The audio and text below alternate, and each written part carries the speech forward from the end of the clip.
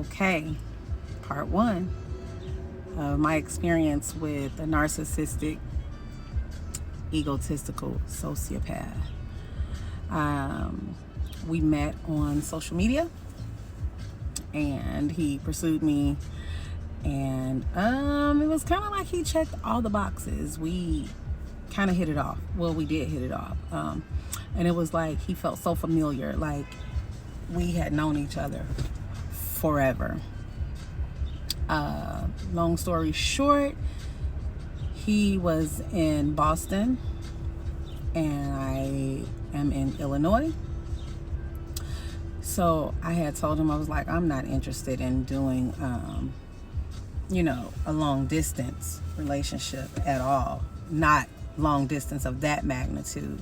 Well, he says, well, my children are grown and gone, so I'll come to you.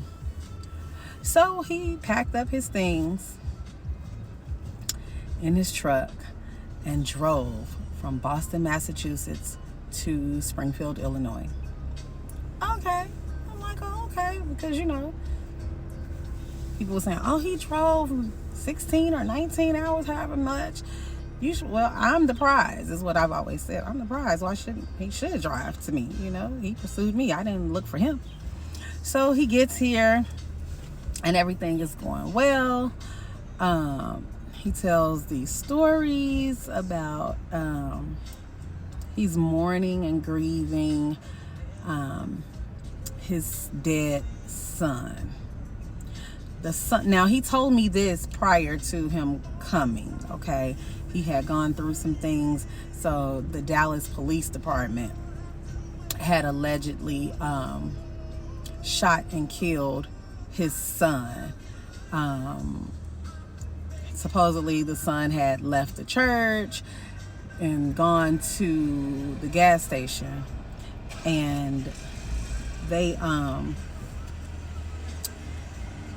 the cops went into the gas station behind him and told him that he fit the description of a young man that had committed a robbery.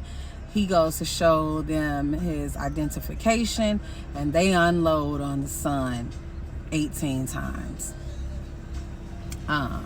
So he was mourning that. That's a story I'll come back to later, but keep that in your mind. It's just, what else?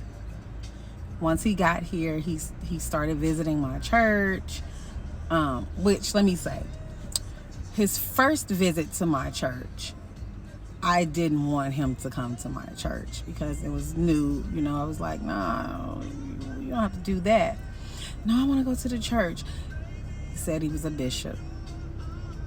And I had told him before he got here, I was like, I don't know if I want to deal with a bishop. Like, I don't want that type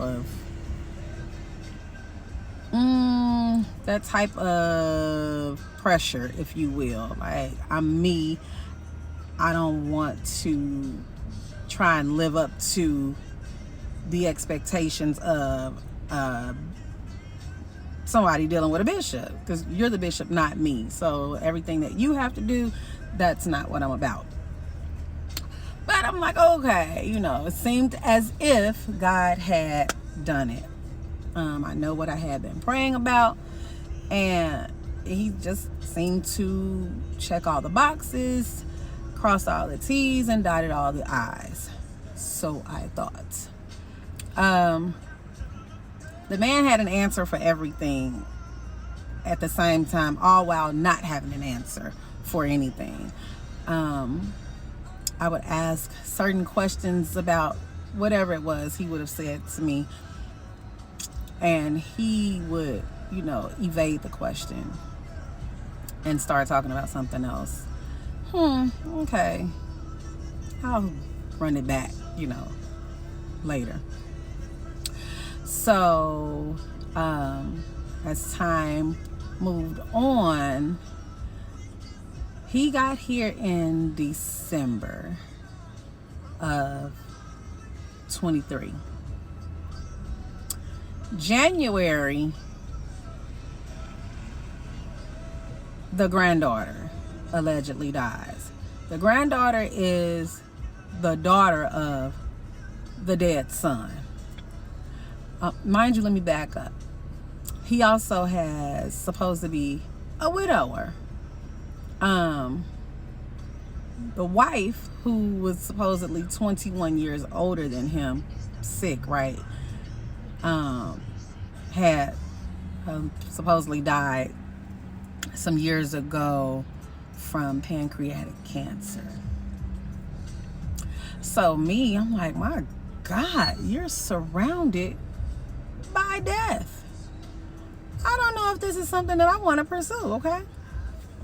Because I want to live to see it happen. And I'm like, every time I turn around, somebody is dying around you. And you've only been here 5 minutes. So the wife that was 21 years older than him, she had died. And then the son had been killed. And now the granddaughter died after being in a car accident with the dead son's wife, who had started sleeping with the deacon at the church that he once pastored in Dallas. And she wasn't talking to him. They had a bad relationship because she allegedly cheated on the dead son with the deacon. And before the granddaughter died, because she was sleeping with the deacon's father died. Okay, so the deacon's father died. She started messing with the deacon, who was supposed to be a friend to the dead son. Her and the baby, who, by the way, the granddaughter was supposed to be in the custody of one of his daughters. The granddaughter was in a car accident and was thrown from the car, and the trauma, she suffered head trauma, and she was in the hospital for some weeks, and they put her on a ventilator, and then God did it. God woke her up, and she was, doing better.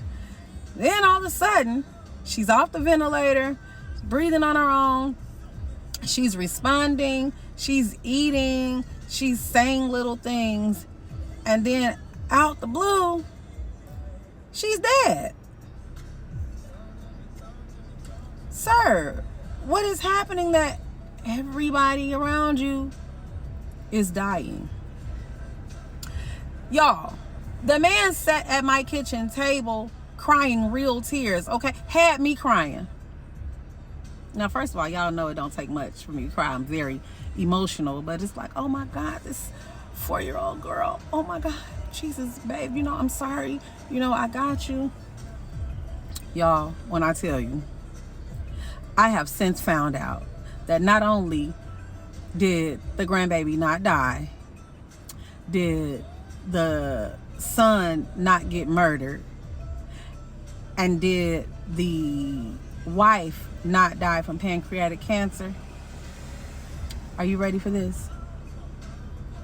None of these people exist. Ever. Okay?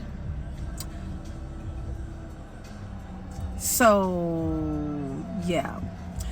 That is part 1 of my experience with a narcissistic, egotistical sociopath. Stay tuned for part 2.